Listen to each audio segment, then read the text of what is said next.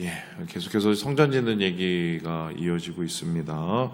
솔로몬에 의해서 이제 시작된 이 성전, 특별히 어제는 레바논에 있는 두로왕, 지금 두로왕이죠. 두로왕으로부터 기술과 또한 나무들 그리고 성전에 들어갈 여러 가지의 재료들을 이제 후원받고 또 가지고 오는, 그리고 성전을 짓기 위해서 많은 용역들을 또 사용하는 이 모습을 보게 되었습니다. 그래서 성전을 지을 때 이 모든 것을 다 힘을 합해서 지었음에도 불구하고 솔로몬은 자기 자신을 가리켜서 난 참 겸손함으로 아무것도 아닌 사람이 이렇게 성전을 짓게 된다. 그 마음이 바로 은혜의 마음이었다. 어제 우리가 함께 보았습니다.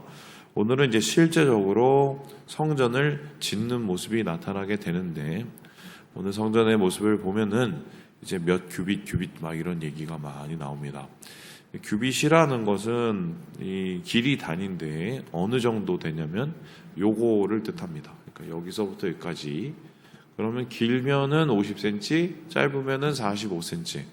그래서 뭐 보통은 편하게 계산하려고 이제 50cm 정도 계산하는데, 그러면 2규빗이면은 1m가 되겠죠. 그렇게 계산하면 되겠습니다. 그래서 여기 보면은 하나님의 전을 건축을 할 때 3절에 보니까요, 60규빗, 너비가 20규빗 이렇게 나오죠. 60규빗 하면은 30m 정도 되겠네요. 그래서 반을 딱 넣으면 되니까 20규빗 하면은 너비가 10m 정도 돼요. 생각보다 크지 않아요. 근데 뭐 물론 이제 여러분이 어떤 생각을 하는지 잘 모르겠지만 막 엄청나게 웅장하고 그러진 않습니다. 제가 이거를 어떻게 얘기할 수 있냐면, 사실 이 세상에서 성전의 모형이 제대로 있는 데는 없어요. 없지만 지금 저 평택에 가보면 이 평택에 이 성막 성전 모형이 있어요. 그래서 예전에 저희 리더들을 데리고 제가 거기 갔던 기억이 있거든요. 또 한번 또 원하시면 또 한번 가겠습니다. 그러면 가보시면 성전에 여기 20m, 10m, 30m, 10m를 그대로 이렇게 치수를 이렇게 딱 따서 그 안에 있는 기물들도 거의 똑같이 이렇게 복원해 놓은 게 있습니다. 물론 이제 그 기물이라는 것이 복원하기에는 좀 부족한 설명들이 많지만 그 나름 최선을 다해 놨어요. 근데 아마 뭐 이런 모습이 되지 않았을까? 한번 보여줄 수 있나요? 예, 이런 모형이었을 겁니다. 근데 이게 겉으로 이렇게 보기에는 어떠실지 모르겠지만 좀 높이가 높아졌지, 사실은 하나님께서 맨 처음에 성막, 그러니까 텐트죠? 그 성막을 지을 때의 치수하고 똑같아요. 단지 그것에 금을 붙이고 장식을 화려하게 하고 높이를 높게 만드는 이 정도 수준이라고 보면 되겠습니다. 그래서 저기에서 보시듯이 뜰이 있고요. 저 안에 들어가 보면은 내소가 있고 그 내소에 성소와 지성소로 나뉘어져 있는 이 구조가 이제 성전의 구조다. 이렇게 보시면 되겠습니다. 그런데 오늘은 중요한 얘기가 한 가지가 있어요. 이 성전이 과연 어디에 지어졌느냐입니다. 지금 당연히 뭐 예루살렘에 지어져 있는 거죠. 지금은 가면 없겠지만. 근데 예루살렘에 지어져 있는 그 성전을 진 성전터가 어떤 곳이냐, 이게 되게 의미가 있는데요. 오늘 성경은 여기에 가르쳐서 이렇게 얘기를 하는데 1절의 말씀을 같이 한번 읽어보도록 하겠습니다. 시작. 솔로몬이 예루살렘 모리아 산에 여호와의 전 건축하기를 시작하니, 그곳은 전에 여호와께서 그의 아버지 다윗에게 나타나신 곳이요 여부스 사람 오르난의 타작마당에 다윗이 정한 곳이라. 지금 여기에 보면은 성전터를 가리켜서 세 가지 표현을 쓰고 있어요. 첫 번째는 예루살렘, 두 번째는 무슨 산이요? 모리아산. 그리고 세 번째는 뭐래요? 오르난의 타작마당. 그러니까 이 세 곳이 겹쳐진 곳이 바로 성전이 세워진 곳이다. 이렇게 됩니다. 자, 그렇다면 예루살렘부터 한번 풀어볼까요? 예루살렘은 뭐냐면 평화의 성, 평화의 도성이라는 뜻입니다. 예루살렘하고 깊이 관련된 사람은 몇 사람이 있는데, 여러분 살렘 왕 아십니까? 살렘 왕이라고 갑자기 창세기에 뜬금없이 등장하는 분이 있습니다. 멜기세덱이라고요. 이 멜기세덱이 누구냐면은 살렘의 왕이라고 하는데, 이 사람은 이제 아브라함이 이 소돔과 고모라 전투에서 잡혀간 자기 조카죠. 이 롯을 구하러 갔다가 승리를 거두고 돌아올 때 만난 사람이에요. 근데 그냥 만난 사람이 아니라 이 사람이 아브라함을 위해서 무엇을 하느냐? 제사를, 예배를 드려줍니다. 그렇다면 이제 살렘 왕은 예배를 드려주는 제사장에 속한 사람이고, 이때 제사장이 아브라함을 축복하면서 멜기세덱이 제사를 드렸을 때 아브라함이 감사함으로 자기가 승전하면서 얻은 모든 소득의 10분의 1을 하나님 앞에 드리게 되죠. 근데 이제 멜기세덱은 도대체 누구냐? 몰라요. 어디서 나온 사람인지도 모릅니다. 그래서 예수님을 가리켜서 설명할 때 히브리서에 보면 뭐라고 나오냐면 멜기세덱의 반차에 속하였다 이렇게 얘기하는데, 이게 무슨 소리냐? 예수님이 유다 자손이잖아요. 유다 자손이라는 것은 뭐냐면은 왕위를 이어받을 왕손이라는 뜻이잖아요. 그런데 왕손인 건 맞는데 예수님은 또한 제사장의 역할을 감당하셔야 되잖아요. 왜냐하면 우리의 모든 죄를 대속하셔야 되는 분이기 때문에. 근데 제사장을 하려면은 레위 자손이어야 된단 말이에요. 레위 자손의 아론의 반차를 따서 나온 사람들이 제사장 출신이란 말이에요. 그런데 이거 아니지 않냐? 이렇게 이제 질문을 하는 거죠.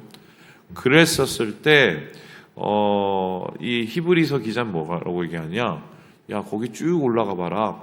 아론이 세워지기도 전에, 아론이 제사장 역할을 하기도 전에 멜기세덱이라는 사람이 나오지 않냐? 그 사람은 어디서 시작이 되고 어떻게 갔는지도 잘 모르겠지만 하나님이 거룩한 제사장으로 세우셨다. 바로 예수님은 그 멜기세덱을 이어받은 영적인 제사장이다. 이렇게 설명을 하고 있어요. 그렇다면은 이제 살렘 왕 멜기세덱 도대체 어디에 거주했었을까? 학자들의 생각은 아마 예루살렘 근처가 아니었을까라고 생각을 합니다. 그래서 이 예루살렘은 아브라함이 하나님 앞에 예배드리는 곳, 이렇게 볼 수가 있습니다. 두 번째로 모리아산이라는 게 나옵니다. 이 모리아산은 어디냐? 예루살렘 안에 있는 산입니다. 예루살렘에 가면 여러분 잘 아시는 시온산도 있고 모리아산도 있고 뭐 여러 가지 또 종류의 산이 있습니다. 이걸 어떻게 보시면 아냐면 이게 여기가 시온산이고 여기가 모리아산이고 이렇게 있는 게 아니에요. 여기 뒤에를 보세요. 우리 의정부 이게 설명이 되게 쉬운데 어디까지가 사패산이고 어디까지가 도봉산입니까? 정확하게 아시는 분? 타도 잘 몰라요. 대충 여기부터다고 생각을 하지. 물론 봉우리는 맞죠. 근데 어디서부터 딱 끊어서 사패산이고 어디서부터 딱 끊어서 도봉산인지 정확하지가 않습니다. 그냥 연결돼 있습니다. 마찬가지로 이 예루살렘에 가보면은 시온산부터 모리아산의 모든 게 이렇게 쭉 연결이 돼 있어요. 봉우리가 있긴 하지만 그 중에 하나, 그 산들 중에 하나가 바로 모리아산인데 이 모리아산은 어떤 곳이냐? 이 그림을 보면 좀 이해가 될까요? 예. 저기 우통 까고 누워 있는 저 친구가 누구냐면요. 이삭입니다. 이삭. 우리가 보통 잘못 착각을 하는데 이삭이 아버지하고 같이 산에 올라가서 죽을 뻔하잖아요. 예, 아버지가 죽이려고 그랬잖아요. 아시죠? 그때 이삭이 청년이에요. 청년. 그러니까 정확하게 표현하면 이삭이 아버지가 너 누워 그러면 그냥 눕고요. 엎드려고요. 묶을 때도 그냥 가만히 있었어요. 순종의 사람이죠. 어떻게 보면. 대단한 거예요. 그러니까 아브라함도 대단하지만 이삭도 대단한 사람이다. 근데 그때 모리아산에서 아브라함이 뭘 하려고 그랬습니까? 이삭을 제물로 바치려고 했죠. 누가 시켰죠? 하나님이 시켰죠. 말도 안 되는 일을. 그래서 돌을 들어서 찍어내리려고 했었을 때 하나님의 천사가 막았어요. 이유가 뭡니까? 테스트죠. 뭐를 테스트하려고 그랬죠? 네가 나를 얼마나 경외하는지를 보려고. 그래서 이제 됐다. 너 진짜 나를 인정해주고 존중해주는구나. 이러면서 하나님께서 그곳에서 믿음을 보시고 그곳을 바로 아브라함이 이제는 진정한 아브라함이 되는 믿음의 조상이 되는 장소로 삼아 주셨습니다. 근데 여기서 끝난 게 아니라 제사는 드려야 되잖아요. 그러니까 아니 제사를 드려야 되는데 자식은 못 죽게 하고 그럼 어떻게 합니까? 그랬더니 옆에를 봐라 딱 하고 있었는데 옆에 가시덤불에 뭐가 한 마리가 있었죠? 어린 양 한 마리가 있었어요. 그래서 그 어린 양 한 마리를 대신 바쳤습니다. 그래서 대신 바쳐서 하나님이 준비해 주신 양으로 제사를 지냈다고 해서 여호와 이레라고 하죠. 이레는 뭐냐면 준비하다 그러는데 하나님이 준비해 주셔서 예배를 드렸다 이런 뜻입니다. 고기가 무슨 산이라고요? 모리아산입니다. 그렇다면은 이 모리아산은 바로 믿음으로 하나님 앞에 나아갔던 아브라함의 예배를 의미하는 것이고 또 하나님께서 준비해 주셔서 대신 죽게 만드는 대속의 은혜가 있게 하셨던 그 자리가 바로 모리아산입니다. 그래서 이 솔로몬이 모리아산에 세웠다는 것은 어떤 의미냐? 바로 평화의 도시 예루살렘에 믿음으로 하나님 앞에 예배를 드리는 장소가 그곳이 바로 성전이다. 이런 의미를 담고 있습니다. 마지막으로 이곳은 어디입니까? 오르난의 타작마당이라고 합니다. 오르난은 다른 곳에는 아리우나라고 써 있어요. 열왕기에는요. 왜 표현이 다르냐면 아마 그게 사투리일 가능성도 있고 아니면은 언어상 남아있는 또 여러 가지의 다른 어원일 수 있어요. 그런데 똑같은 사람이에요. 오르난, 아리우나. 이게 말이 비슷하잖아요. 근데 이 사람은 어느 나라 사람이냐? 유대인이 아닙니다. 이스라엘 사람도 아니에요. 그럼 어디 사람이냐? 봤더니 여부수 사람이라고 합니다. 그러니까 이스라엘 백성들이 430년 동안 애굽에서 생활을 했었을 때 이곳에는 여부수 사람들이 예루살렘에는 여부수 사람들이 차지해서 이곳을 지키고 있었던 거죠. 그거를 이제 나중에 다윗이 점령하여서 이곳을 예루살렘이라는 이름으로 바꾸게 됩니다. 그런데 이 여부수 사람 오르난 왜 이곳에 이 사람의 땅에다가 성전을 지었을까? 이거는 요 그림하고 연결이 됩니다. 보여주시죠? 여기에 보면은 이제 어떤 모습이 보냐면 저기 머리에 왕관 쓰고 있는 기도하고 있는 사람이 있죠. 이 사람이 누구냐면 다윗입니다. 다윗. 예. 그리고 아마 저기에서 중간에서 놀라서 있는 사람은 제가 볼 때 선지자 아니면 오르난 같은데요. 중요한 것은 그게 아니고 저 뒤에 천사입니다.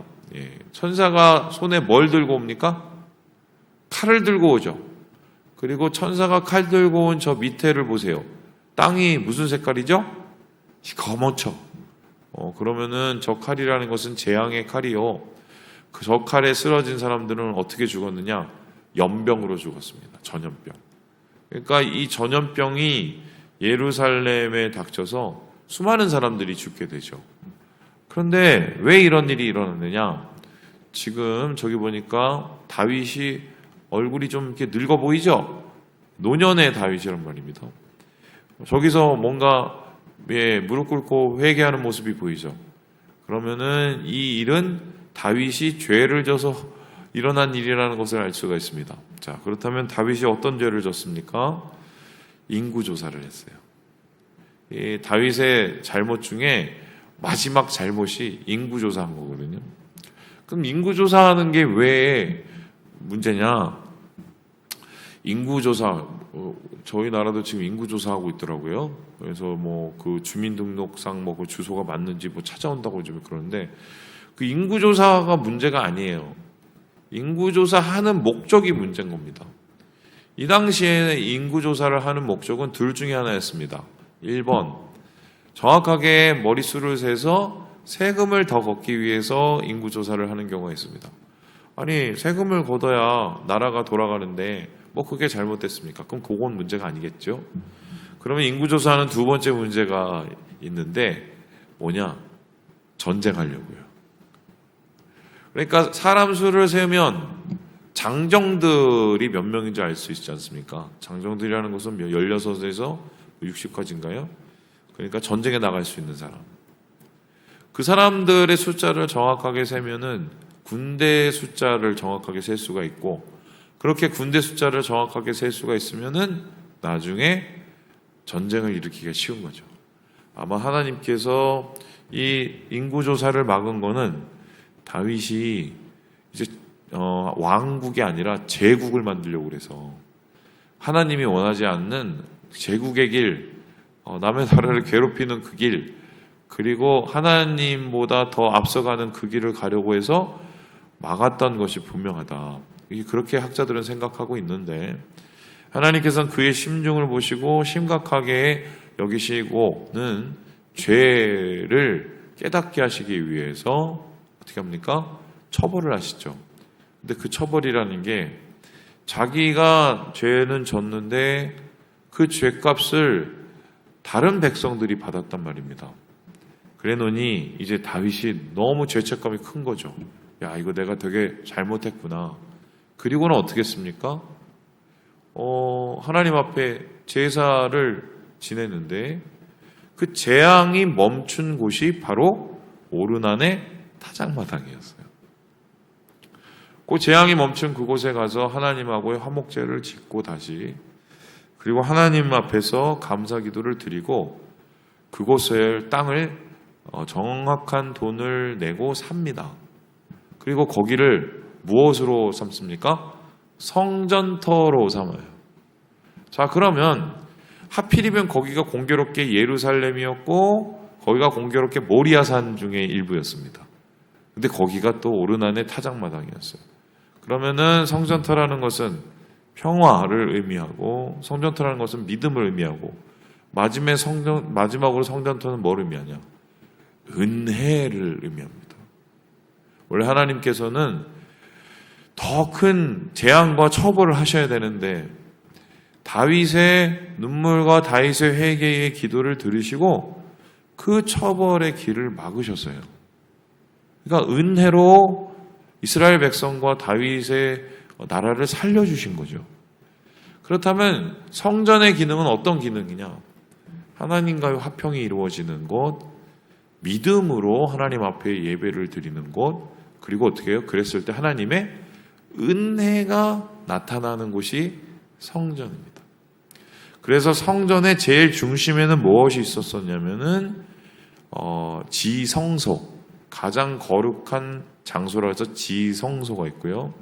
지성소에는 뭐가 있었었냐면은 이제 거기 안에 언약궤가 있었습니다.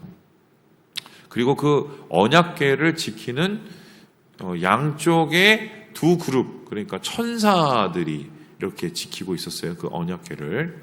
근데 중요한 것은 언약궤 뚜껑이 있습니다. 자, 질문요. 이 언약궤 뚜껑 이름을 혹시 아시는 분? 이게 되게 중요하거든요. 뭘까요? 시은좌예요. 언약궤 뚜껑이. 그럼 언약궤를 뚜껑을 유대인들은 어떻게 생각하냐면 하나님이 발을 밟는 곳이라고 생각을 했어요. 그래서 성전을 하나님의 발등상이라고 얘기하거든요.